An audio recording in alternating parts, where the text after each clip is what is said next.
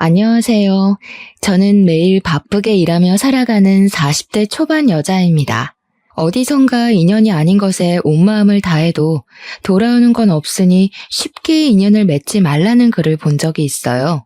인연을 맺는 것이 이토록 신중해야 할 일인지 깨닫지 못했던 예전의 제 모습이 떠올라 사연을 보내봅니다. 제 학창 시절은 비교적 평범했어요. 열심히 공부해서 수도권에 있는 4년제 대학을 나왔는데요. 대학에 입학해서는 성적이 그닥 좋지 않았고 졸업해서도 친구들 따라 취업 준비를 했지만 대기업은 꿈도 못 꾸는 상황이었죠. 그래도 1년이 넘는 취준생 생활에 지쳤던 저는 그나마 가치 있는 중소기업에 빨리 취직해버렸습니다. 그곳에서 저보다 6개월 정도 먼저 들어온 남편을 만나게 되었는데요. 제가 들어온 날부터 사수를 자청해서 일을 가르쳐 주려고 하더라고요. 나이도 3살 많고 이것저것 챙겨주고 알려주는 모습이 듬직해 보였죠. 제가 연애 경험이 많지 않아서 그런지 회식 자리에서 흑기사를 자청해서 술도 대신 마셔주고 살짝 스킨십도 하는데 가슴이 너무 떨리더라고요. 그렇게 남편과 저는 자연스럽게 비밀 사내 연애를 시작하게 되었죠. 연애 초반엔 사무실에서 몰래 사인도 보내고 동료들 몰래 손깍지를 끼는 소소한 행동들이 참 스릴 있더군요. 회사 사람들이 알아챌까 조마조마하면서도 밖에서 몰래 데이트하면서 뜨거운 연애를 지속했답니다. 정말 그땐 남편한테 푹 빠져 있었던 것 같아요. 그런데 남편에게도 한 가지 단점이 있었어요. 남편은 지금 다니는 회사가 너무 작아서 큰 회사로 이직해야겠다는 소리를 입버릇처럼 하곤 했어요. 물고기는 큰 물에서 놀아야 되고 나중에 큰 비즈니스를 할 건데 인맥 넓히는데도 큰 회사가 낫다고요. 사실 저는 지금 회사가 복지도 나쁘지 않고 전망이 밝은 분야라 계속 다닐수록 괜찮을 것 같다는 생각을 하고 있었거든요. 비밀로 해야 하는 연애에 점점 지치기도 했고 미래 계획이 있는 남편이 야망 있어 보여서 굳이 말리지는 않았어요. 그리고 몇 개월이 지났을까 저한테 예고도 없이 회사를 관두었더라고요. 저한테는 미리 말해줄 법도 한데 아침에 회사에 가보니 책상이 비어져 있었어요. 황당해서 전화를 해보니 이미 이직할 회사도 다니고 있다고 걱정 말라기에 안심을 했죠. 그런데 황당하게도 거의 3개월을 그냥 놀더라고요. 데이트할 비용이 없다고 잘 만나지도 않으려고 하길래 제가 만나고 싶은 마음이 더 커서 비용을 다 내가며 만나곤 했네요. 오빠, 이직할 회사 다 정해진 거 아니었어? 어떻게 된 건데? 별거 아니야. 알 거 없어. 지금 알아보고 있어. 왜 답답하게 말을 안 해줘? 어떤 상황인지 나도 알아야지. 아니, 마지막에 연봉 협상하는데 처음에 말했던 거랑 너무 다르잖아. 제일 중요한 게 연봉인데 이렇게 장난치는 회사 뻔한 거 아니야? 그런 데 갔다가 고생만 해. 그 회사가 어디였는데? 나도 좀 알아보게. 됐어. 다 끝난 걸 왜 자꾸 들춰? 지금 더 괜찮은 회사랑 조율 중이니까 기다려. 오빠 못 믿어? 알아서 잘하겠지 하는 마음으로 돈 때문에 스트레스 받지 말라고 용돈도 가끔 찔러주고 반찬도 해주면서 뒷바라지를 했어요. 제 월급도 많지는 않아서 넉넉하진 않았지만 그래도 내 남자 길을 펴주기 위해 노력하자는 마음이 더 컸거든요. 사실 제가 중학생 때부터 아버지가 공장을 운영하고 계셔서 금전적으로는 부족한 것 없이 자라왔어요. 취직해서도 부모님께서 용돈을 따로 챙겨주셔서 사고 싶은 걸 못 사는 경우는 없이 살아왔답니다. 그래서 남편한테도 돈 아끼지 않고 제 나름대로 최선을 다하려고 했죠. 남편 생일에 갖고 싶다던 운동화를 사주니 눈이 휘둥그레지며 월급으로 생활비 내면 빠듯할 텐데 괜찮겠냐고 걱정을 해주더라고요. 그래서 사실 아버지가 공장을 하셔서 좀 도와주신다고 간단히만 말을 했거든요. 그랬더니 장인어른 될 분이 비즈니스를 하시니 자기와 아주 잘 맞을 것 같다며 희죽대며 좋아하더라고요. 결혼 얘기는 한 적도 없는데 장인어른이라고 하니 결혼 생각이 있긴 있나 보다 싶어서 저도 무의식적으로 남편과의 미래를 그렸던 것 같아요. 사실 사회생활하며 진지한 연애를 한 게 남편이 처음이었으니까요. 그 후로 종종 장인어른 사업은 잘 되시냐고 물어보길래 나랑 결혼 생각이 있으면 백수 사위는 절대 안 보실 분이니까 얼른 취직부터 하라고 닥달했죠. 드디어 남편이 새로운 회사로 취직을 하게 되었어요. 그런데 전에 다녔던 회사보다 더 규모가 작고 솔직히 말하면 별 볼 일 없는 곳으로 갔더라고요. 실망한 제 표정을 봤는지 오히려 큰 소리를 치는 거 있죠. 내가 그 회사 상무랑 인연이 있어. 그래서 전 회사보다 훨씬 좋은 조건을 제시해 주셔서 가기로 한 거야. 너는 아무 걱정 말고 나만 믿고 있으면 돼. 남편이 이제 취직도 했으니 슬슬 결혼 준비를 하자고 하더라고요. 저는 먼저 프로포즈나 제대로 하라고 못 박았습니다.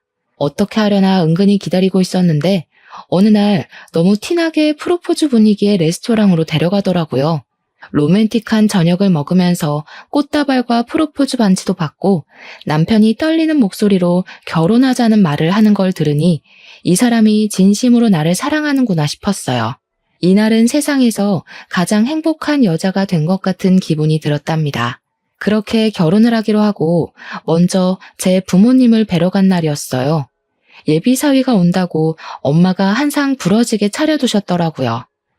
평소에도 어른들에게 넉살 좋게 대해서 그런지 부모님이 남편의 호탕한 모습을 꽤 마음에 들어 하셨어요. 식사 후에 아버지와는 진지하게 사업 얘기도 하고 아버지 공장에 대해서도 물어보고 하더라고요. 부모님은 자신감 있는 모습이 마음에 든다며 결혼하고 싶으면 하라고 허락해 주셨어요. 그 다음 주엔 시부모님 댁을 처음 찾아갔는데 얼마나 긴장을 했는지요. 식사는 따로 하지 않고 간단하게 다가만 먹으며 얘기를 나눴는데요. 남편 온다고 이틀 전부터 음식을 준비했던 엄마가 떠올라 마음이 썩 좋지는 않더라고요. 불편한 분위기에서 밥 먹는 것보단 간단하게 뵙는 것도 좋다고 애써 마음을 다독였어요. 수도권에 있는 아파트에서 두 분이 사시는데 시아버지는 은퇴하고 소일거리로 경비를 하고 계시고 시모는 요양보호사 자격증까지 땄다가 너무 힘들어서 관두셨다고 하더라고요. 우리는 노후 준비 다 해놨으니까 우리 걱정은 말고 너희나 잘 살면 된다. 그래도 아들 효도는 받으셔야지. 나만 믿어 엄마. 우리 아들이야 세상 믿음직하지. 그런데 새아기 아버님이 사업을 하신다며? 네, 그냥 공장을 작게 하고 계세요. 아들한테 듣기로는 작은 정도가 아니던데. 우리 아들도 사업에 관심이 많아. 앞으로 아버님이 많이 도와주셨으면 좋겠네. 이런 말 듣는 게 좀 껄끄럽긴 했지만 어른이 하는 말씀이라 그냥 웃어 넘겼어요. 그런데 양가 상견례까지 마치고 결혼식까지 순조롭게 흘러갔습니다. 결혼 준비할 때 시모와 마찰이 있지 않을까 걱정스러웠는데 하고 싶은 대로 하라고 그냥 두시더라고요. 하지만 결혼은 현실이라고 경제적인 문제에서 마찰이 일어나긴 했죠. 남편과 서로 재산 공개를 제대로 하지 않았는데 막상 갖고 있는 돈을 보니 실망스러웠어요. 회사 생활을 한 거에 비해서 모은 돈이 많지 않더라고요. 저도 많이 모으지는 못했지만 부모님께서 도와주신다고 하신 상태였고요. 시댁은 우리 쪽이 더 여유가 있으니 반반 결혼으로 진행하는 게 어떠냐고 하시더라고요. 저는 부모님이 어떻게 받아들이실지 고민하다가 힘들게 말씀드렸는데 아버지께선 아직 젊으니 그럴 수 있다며 자신이 그냥 지불해줄 수도 있지만 사돈의 말처럼 반씩 부담하자고 하셨죠. 그렇게 우리는 남편 회사 근처 아파트로 전세를 구해 들어가게 되었어요. 반반씩 내서 전셋집을 구했는데 집을 채울 가구를 보러 가자고 하면 자꾸 바쁘다면서 약속을 미루는 거 아니겠어요? 결국 이사날은 다가오고 들어가서 살긴 해야 하니까 제가 비싼 가전과 가구 대부분을 채워 넣었어요. 관심도 없다가 내가 냉장고 배송되었다고 하면 쪼르르 달려와서 호들갑 떨면서 좋아하는데 얄밉기도 했죠. 지금은 이렇게 시작하지만 미래에 큰일을 할 사람이니까 내가 양보하면 된다는 마음으로 좋게 좋게 넘어가려고 애썼어요. 그렇게 1년은 꿀 떨어지는 신혼답게 행복하게 지냈던 것 같아요. 시댁도 별로 터치를 안 하고 찾아가는 일도 많지 않았어요. 생각보다 고부 갈등이 없으니 결혼을 잘한 것 같단 마음도 들더라고요. 근데 어느 날부터 남편이 회사에 다녀오면 매일 불평을 하기 시작하는 거예요. 저는 칼퇴근을 하는 편인데 남편은 저보다 항상 늦게 오거나 야근하는 일이 잦긴 하더라고요. 남편이 징징거릴 때마다 타일러도 보고 나도 힘들다고 짜증을 내보기도 했죠. 하루는 저녁에 퇴근해서 집에 들어왔는데 남편이 런닝 차림에 텔레비전을 보며 낄낄거리고 있더라고요. 여자의 촉이 무섭다고 그런 남편을 보자마자 뒷골이 쫙 당기면서 찌릿했죠. 회사가 무슨 장난이야? 무슨 회사를 2년을 못 채우고 간도. 내가 할 일도 아닌 걸 떠맡아서 맨날 야근해야 되는데 그런 데를 계속 다니냐? 그러다 나 병 생기면 네가 병수발 다 하고 네가 혼자 돈 벌어오고 다 책임질 거야? 그걸 지금 말이라고 해? 어차피 당신 일 안 하면 내가 생활비 다 대야 되는데 뭐가 달라? 야, 걱정 마. 훨씬 괜찮은 데로 바로 이직할 거야. 나 못 믿어? 점점 남편을 믿을 수가 없게 되고 저도 지쳐갔어요. 이번엔 또 얼마나 걸려서 새 직장을 찾을 건지, 몇 년 지나도 백수로 지내면 어떻게 해야 할지 별별 생각이 다 들었답니다. 제가 회사에 가 있는 동안 집에서 도대체 뭘 하는 건지, 저녁에 와보면 돼지우리가 따로 없었는데요. 밥도 제가 차려놓고 간 것만 먹고요. 식탁에 꺼내놓지 않으면 찾아서 먹지도 않는 것 같더라고요. 설거지는 당연히 안 하고 제가 차려놓은 그릇 그대로 식탁에 둬서 다 말라붙어 있고요. 과자만 사서 먹는 건지 쓰레기통엔 과자 봉지가 가득하고 정말 미치겠더라고요. 저는 출근하려면 새벽부터 일어나야 하는데 백수 남편 밥까지 차려놔야 한다니 믿어지시나요? 너무 진절머리가 나서 이제는 안 차려놓을 거니까 알아서 꺼내 먹던지 라면을 끓여 먹던지 마음대로 하라고 으름장을 놓아버렸죠. 그랬더니 이제는 배달 음식을 시켜 먹더라고요. 들어가는 생활비는 점점 늘어나기 시작했죠. 결혼 전에는 화장품 다 쓰면 바로 백화점 가서 샀는데 이젠 인터넷 쇼핑으로 제일 저렴한 것만 검색해보고 그것마저도 쉽게 결제를 못하는 지경에 이르렀어요. 배달 음식을 매일 시켜 먹으면 어떡해? 생활비가 배로 늘었어. 너 지금 돈 번다고 유세하냐? 걱정 마. 사업해서 성공하면 몇 배로 갚아준다. 도대체 번다는 그 돈을 언제 벌 건데? 사업은 언제 할 건데? 생활비 쪼들려 죽겠다고. 돈을 모아야 사업을 할 거 아니야. 가뜩이나 일 안 되는데 자꾸 옆에서 쪼아댈래? 너 아버님한테 용돈 많이 받잖아.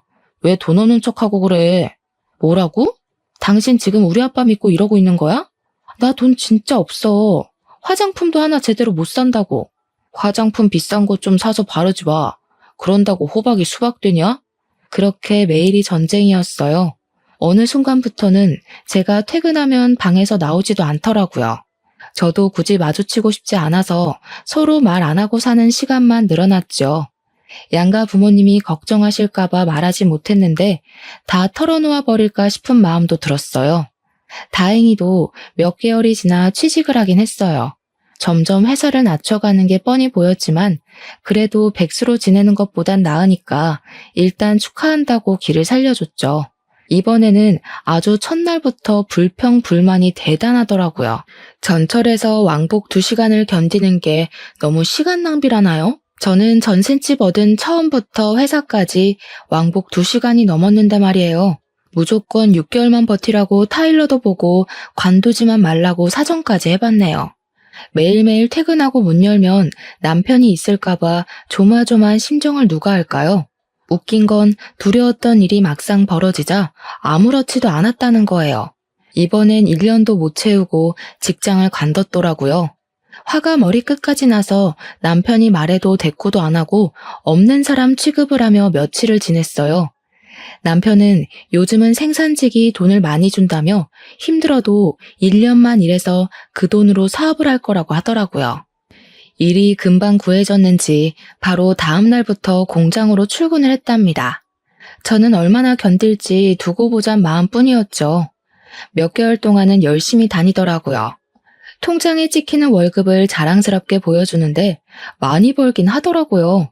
이대로만 하면 금방 돈 모은다고 얼마나 기세등등 하던죠. 저도 열심히 하는 남편을 다시 한번 믿어보기로 했어요. 그래도 남편이니까요. 힘든 일 하니까 보양식 위주로 더 잘 챙겨 먹이려고 하고 한약도 지어서 먹여가며 응원해줬네요. 그런데 많이 버는 만큼 남편 씀씀이는 점점 커지는 느낌이 들었어요. 세탁하려고 옷 정리하다 놀랄만한 금액의 식당 영수증이 나오는 건 예사였고요. 차를 바꾼다고 외제차를 보러 다니질 않나 기분이 쎄하더라고요. 힘들게 번 돈 엄한데 쓰지 말라고 한 소리 했더니 신경 끄라고 신경질을 내는 게 아니겠어요? 아니나 다를까 그 후부터 슬슬 짜증을 내는 날이 늘기 시작했죠. 그런 남편의 모습을 보니 또 시작됐구나 하는 생각이 들어 가슴이 덜컹했답니다. 불행은 가장 평범한 하루에 불쑥 들어온다고 하잖아요. 밤에 일을 하고 아침에 들어온 남편이 출근하는 저를 보자마자 인상을 구기더라고요. 남편은 밤새 힘들게 일하고 들어왔는데 마누라는 뽀얗게 화장하고 꿀빨로 가니까 좋냐? 아침부터 왜 시비야? 나도 회사에서 힘들어. 나도 그 회사 다녀봤는데 널널한 거 누가 몰라? 이 공장은 사장이 영 글렀어. 남자들만 힘든 일 시키고 힘들어 미치겠다. 회사가 커져서 할 일도 엄청 많이 늘었어. 널널하긴 뭐가 널널해. 그래, 너네 회사 커져서 좋겠다. 여자들이란... 여기서 여자들이란 말이 왜 또 나오는데? 공장 아줌마들도 맨날 수다나 떨고 커피나 마시고 일은 남자들이 다 하고 더러워서 못 해먹겠다 진짜. 또 간둔다고 하기만 해? 나 진짜 못 참아? 못 참으면 어쩔 건데. 나 지금 때려치고 나오는 길인데 어쩔래? 아침부터 시비를 걸더니 적반하장으로 나오는 남편을 보니 기가 막히더라고요. 아, 관뒀다는 말을 하려고 그랬구나 하는 생각이 들자 어찌나 사람이 교활하게 느껴지던지요. 다시 한번 말해봐. 진짜 그만뒀어? 그래. 사장 새끼가 역 같아서 내가 면전에다 침 뱉어주고 때려쳤다. 이래서 공장하는 새끼들이 무식하다고 하는 거야. 뭐라고? 우리 아빠도 공장 사장이야. 입 조심해. 제 목소리가 싸늘하게 바뀐 걸 알아차렸는지 남편이 저를 바라보다가 입을 다물더라고요. 그리고는 욕짓거리를 하며 문을 박차고 나가버렸습니다. 남편은 이틀이 지나도 집에 들어오지 않았죠. 저도 마음이 심란했지만 연락도 일절하지 않았어요. 집을 청소하다가 남편의 지난 월급 명세서를 봤는데 공장 이름이 눈에 띄더라고요. 사실 얼마 못 가 관둘 걸 예상하고 있어서 어디에 다니는지 신경도 안 썼거든요. 공장 이름이 낯익어서 대표 이름을 확인해보니 역시나 아버지의 친한 지인분이셨어요. 예전에 아버지 따라서 공장으로 놀러 간 적도 있었고 제 결혼식에도 오셨을 정도로 잘 아는 분이었답니다. 저는 무슨 일이 있었는지 한번 알아보려고 공장 사무실로 전화를 걸어봤는데 바로 저를 기억하시더라고요. 영주가 무슨 일로 전화했어? 잘 지내지? 아버지한테 무슨 일 있니? 아니요, 부모님 건강히 잘 지내세요. 제가 여쭤보고 싶은 게 있어서요. 최근에 공장에서 일하다가 관둔 최민우 사원에 대해서 여쭤보고 싶은 게 있어서요. 그 후레 자식을 네가 어떻게 알아? 아주 상대 못할 놈이야. 젊은 놈이 인생을 어찌 그리 뻔뻔하게 사는지. 잠깐, 최민우 네 신랑이냐? 결혼식까지 갔는데 완전 딴판이라 못 알아봤구만. 이어지는 사장님 말에 저는 낯이 너무 뜨겁고 부끄러워 한마디도 하지 못했어요. 남편은 일도 열심히 안 하고 매번 노닥거린다고 아줌마들이 욕하기 일쑤였다는데요. 심지어는 그 아줌마들한테 매일 치근덕거렸다고 해요. 어쩌다 새로운 아줌마가 들어오면 일을 가르쳐준다는 핑계로 하루 종일 옆에서 붙어 있고요. 시키는 일도 제대로 안 해서 잘라야 할지 말지 고민하고 있던 차에 아줌마들이 단체로 남편이 자꾸 쓸데없는 접촉을 해서 불쾌하다며 항의를 했다네요.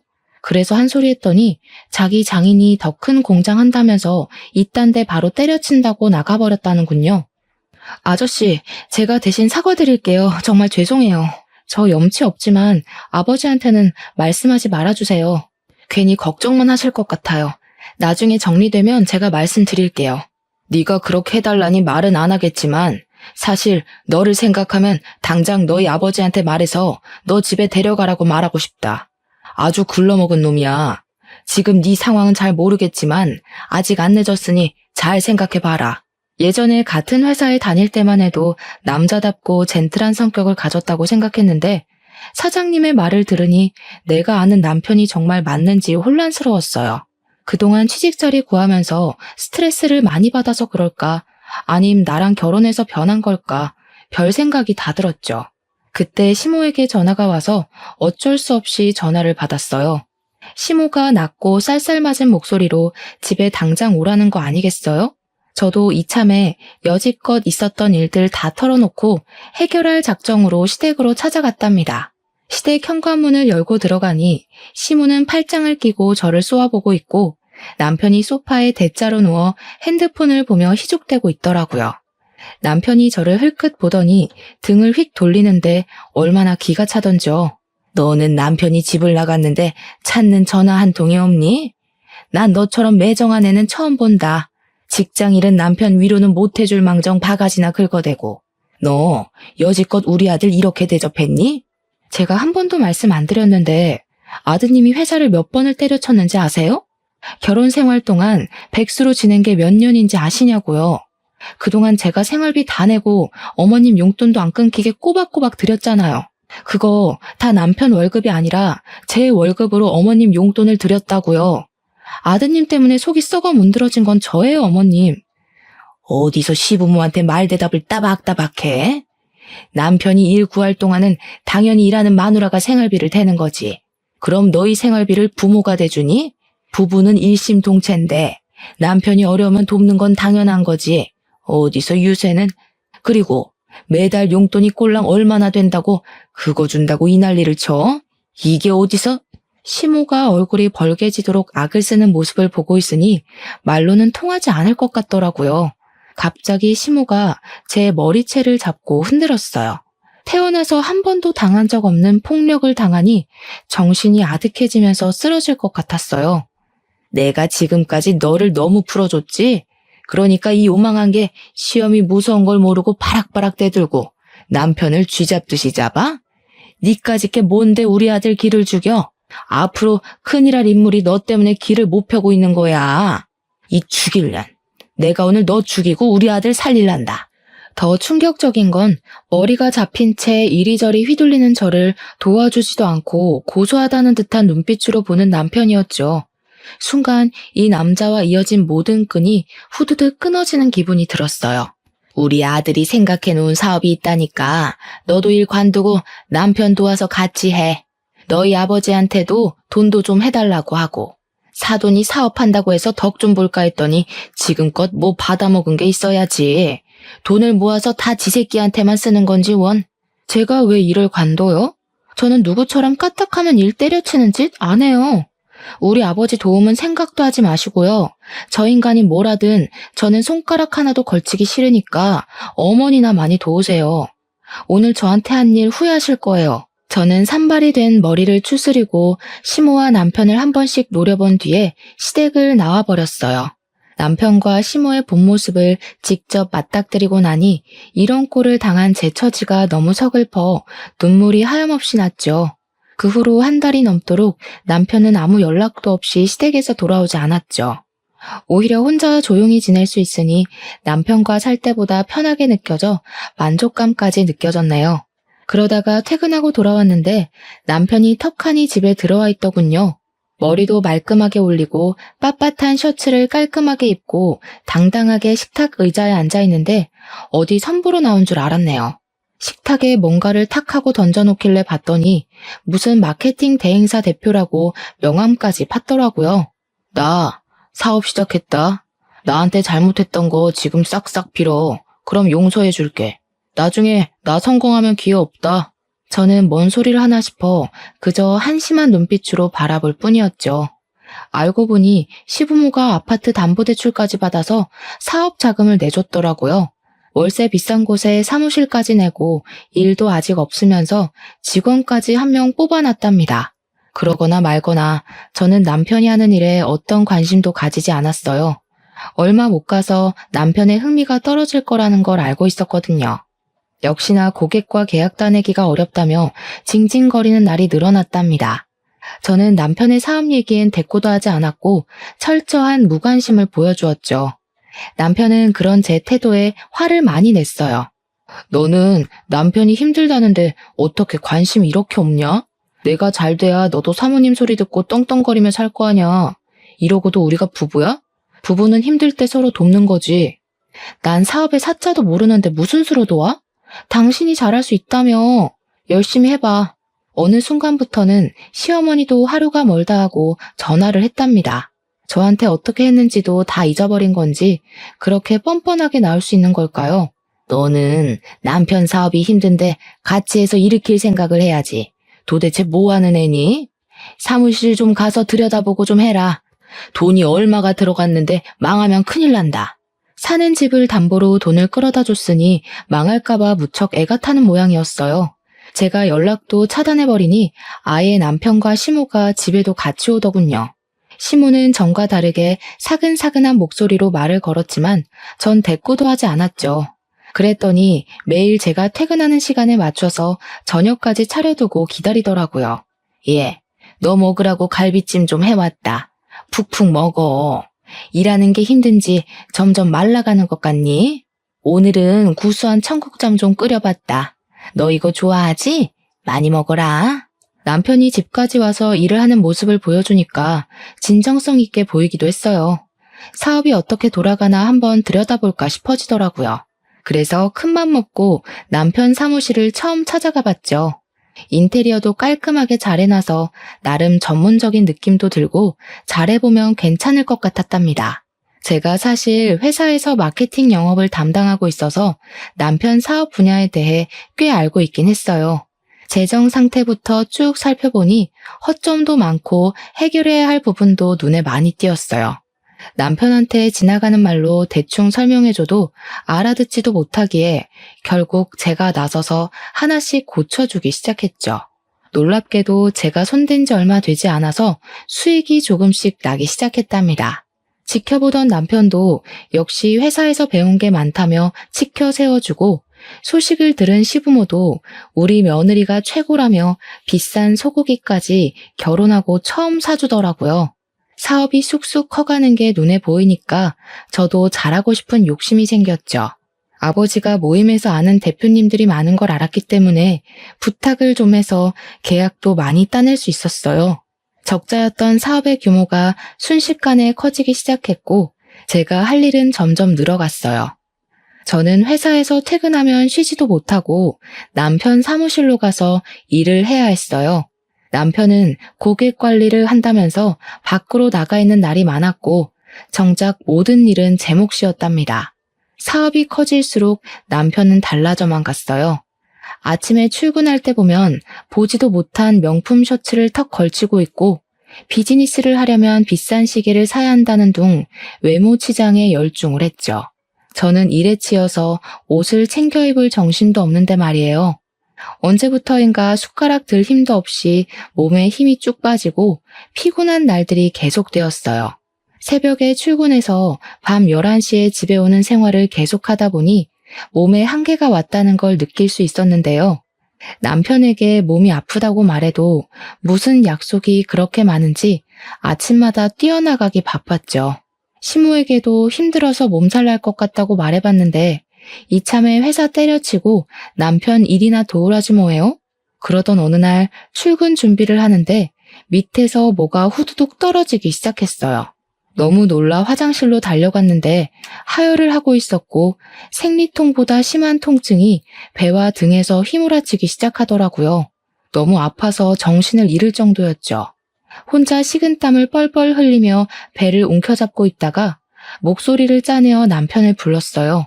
이미 나가버렸는지 아무 기척도 없었답니다. 저는 방으로 기어나와서 엄마에게 간신히 전화를 걸었어요.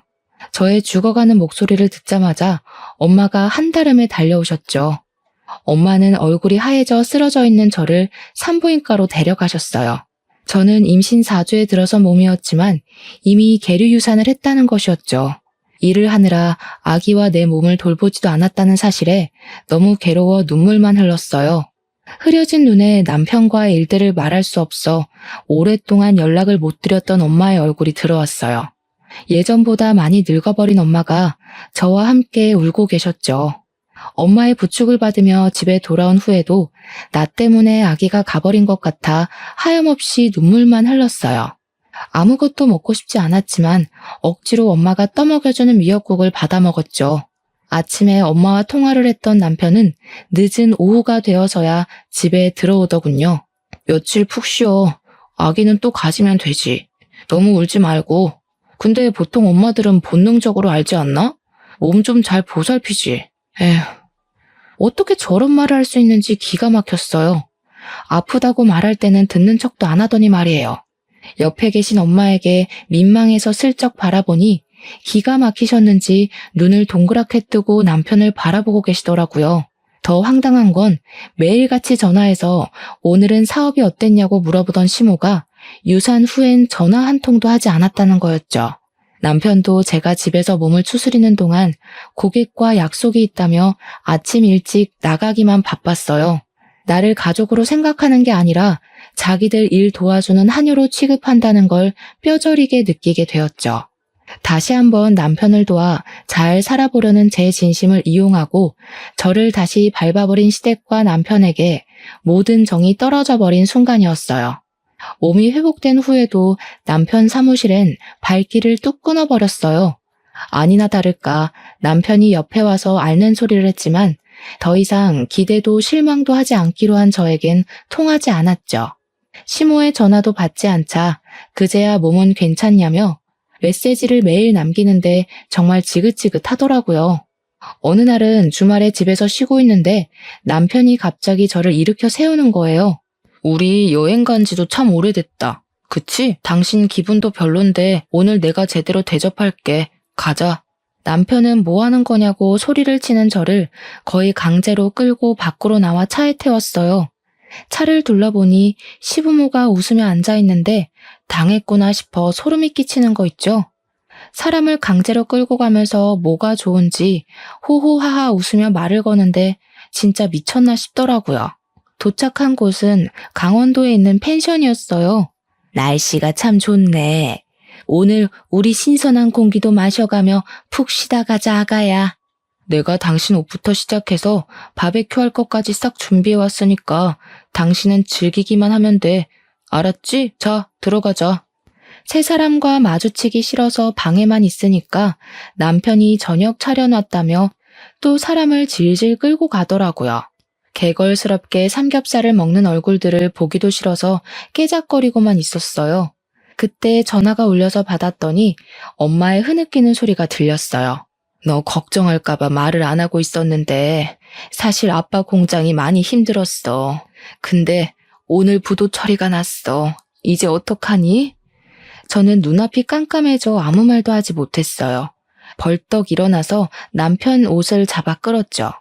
지금 당장 우리 집에 가야 돼. 빨리 일어나. 아빠 회사가 부도가 났대. 그동안 남편과 시모한테 휘둘리느라 정작 우리 부모님에겐 신경도 못 썼다는 사실에 너무 화가 나서 뜨거운 눈물이 흘렀어요. 여기 강원도야. 이미 터진 일을 뭐 어떡하라고. 지금 가나 내일 아침에 가나 뭐가 달라져. 너 먼저 내일 아침에 출발해 그럼. 저는 주체할 수 없이 서러움이 북받쳐서 꺽꺽대며 울기 시작했죠. 시부는 큰 헛기침을 하며 펜션 안으로 들어가 버렸고 시모가 저에게 다가와 어깨를 감싸주었어요.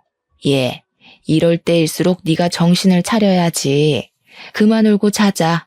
나랑 저쪽으로 가서 심호흡하면서 진정하자. 저는 어린아이처럼 울면서 시모 손에 이끌려서 펜션 뒷마당으로 걸어갔죠. 그런데 갑자기 시모가 저를 세게 밀쳐버리는 것 아니겠어요? 저는 중심을 잃고 땅바닥에서 대굴대굴 굴러버렸어요. 몸이 멈춘 뒤에 너무 놀라서 심으로 올려다보니 표독스러운 눈빛이 저를 노려보고 있었죠. 너 당장 우리 아들이랑 이혼해. 이제야 사업 시작해서 기 좀 펴고 있는 애한테 무슨 짐을 지게 하려고? 도움 좀 받을랬더니 그새를 못 참고 홀랑 망해버려? 재수 없어서야 아주. 어머니가 사람이에요? 어떻게 그런 말을 하세요? 지금껏 제가 어떻게 했는데. 나이 드셨으면 마음 좀 곱게 쓰세요. 네가 뭘 했는데? 몸 하나 간수 못해서 애까지 잃어버린 게 어디서 잘했다고 말대답이야. 너는 처음부터 마음에 안 들었어. 아들이 좋다니까 참고 넘어간 거지.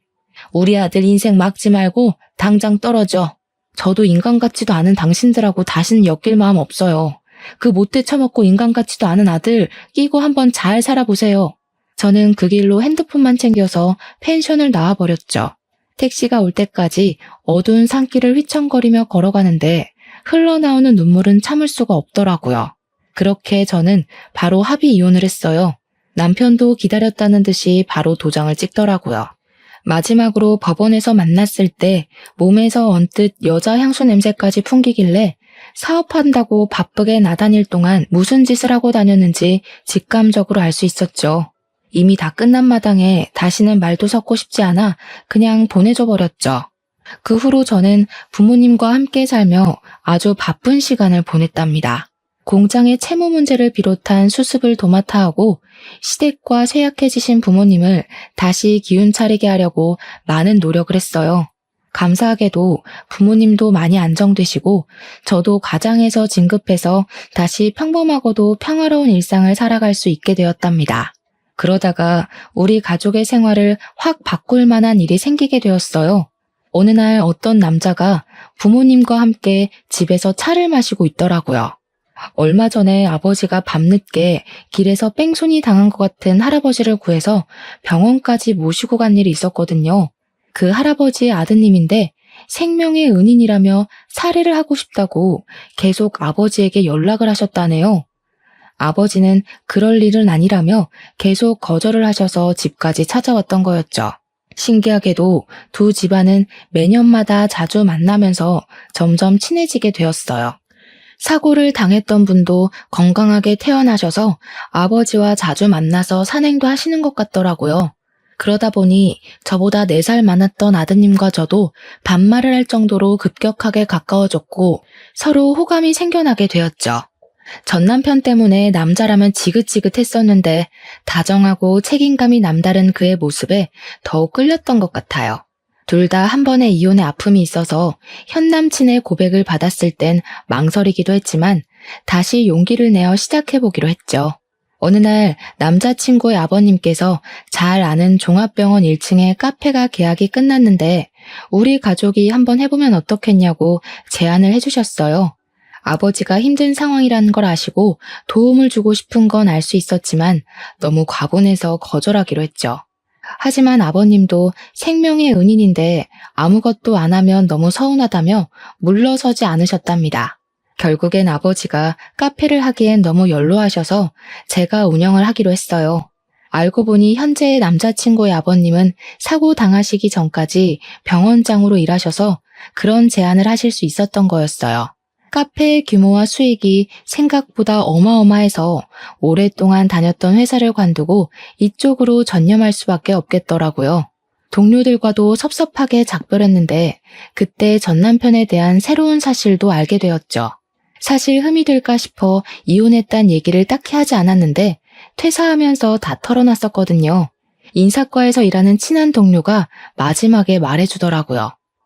진짜 오래된 일이긴 한데 네 전 남편 사실 쫓겨난 거야.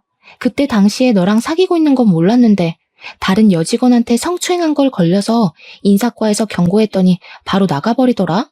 쫓겨난 거나 다름없지 뭐. 너랑 결혼했을 때 내가 말도 못하고 얼마나 놀랐는 줄 아니? 이제는 어떤 인간인지 누구보다 잘 알기에 놀랍지도 않더라고요. 좀 더 일찍 놔버리지 못한 후회만 있을 뿐이었죠. 알고 보니 저는 일을 할 때 에너지가 나오는 사람이더라고요. 카페 일을 새롭게 시작하니 정말 재미있어서 매일을 신나게 일했답니다. 옆에서 지켜보는 남자친구도 쉬엄쉬엄하고 자기랑 좀 놀아달라고 할 정도였죠. 저는 주로 안쪽에서 관리 업무를 했기에 홀에 나가는 일은 거의 없는 편이었는데요. 어느 날 알바생이 못 나오게 되어 제가 홀에서 일을 해야 하는 날이 생겼답니다. 운명의 순간은 꼭 그럴 때 찾아오나 봐요. 테이블을 닫고 있는데 어디선가 쳐다보는 시선이 느껴져서 돌아보니 세상에 시모와 전 남편이 떡하니 보이더라고요. 너무 놀라서 그대로 굳어버렸고 시모가 의기양양한 표정으로 저한테 걸어오더라고요. 아니 이게 누구야? 원수는 어디서 만난다더니 남편 버리고 잘 사는 줄 알았더니 여기서 홀서빙이나 하고 있니? 저는 대꾸할 가치도 못 느껴서 안쪽으로 들어가려고 했죠. 갑자기 시모가 제 어깨를 꽉 움켜잡는 것 아니겠어요? 야 이년아, 어딜 도망가? 너 우리 아들 얼굴 봤어 못 봤어? 너랑 헤어지고 스트레스 받아서 우리 귀한 아들이 암에 걸렸어. 이게 다 너 때문이야. 너 때문에 사업도 다 망하고 집도 날아가고. 너 당장 내 돈 물어내. 이 남편 잡아먹은 년아. 시모가 악을 쓰며 저한테 달려들더라고요.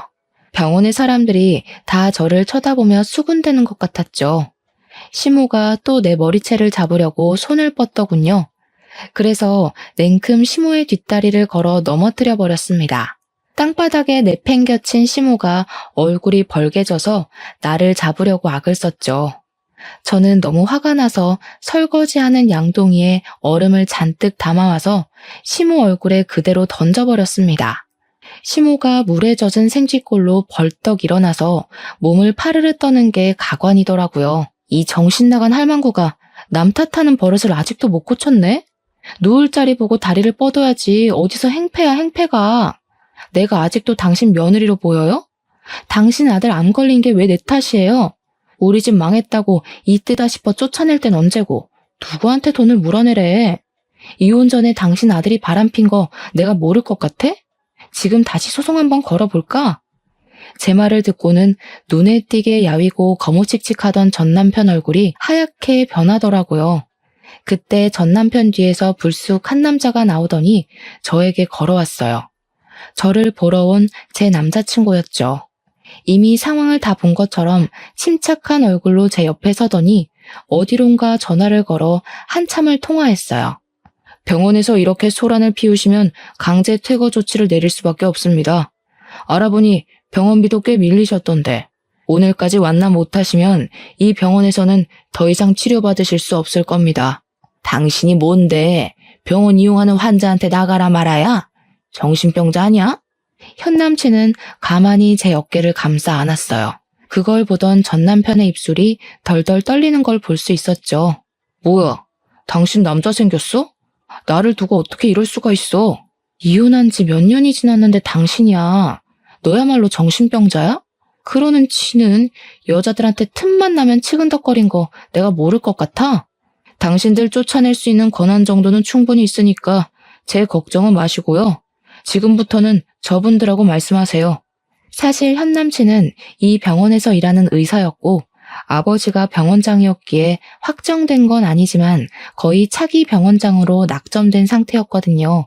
진료 끝나고 비는 시간이 있으면 수시로 제 얼굴을 보러 카페에 오곤 했기에 큰 소리가 들리자 바로 달려왔던 거였어요. 시모와 전 남편이 동시에 뒤를 돌아보자 어느새 경비원들과 업무과 직원들이 서 있더라고요.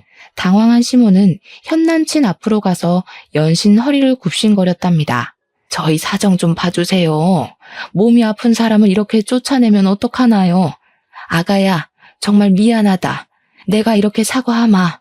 저를 향해 연신 손을 비비는 시모를 뒤로 하고 남자친구는 저를 데리고 카페 안쪽으로 들어가 버렸죠. 원무과 직원들이 시모와 전 남편에게 다가와서 뭐라고 말하자 시모는 울먹이고 전 남편은 하늘만 바라보고 있었어요. 나중에는 무릎까지 꿇고 싹싹 비는데 직원이 일어나라고 끌어올리는데도 꿈쩍도 안 하더라고요. 병원비가 없는 모양인데 저런다고 달라질 것도 없는데 말이에요.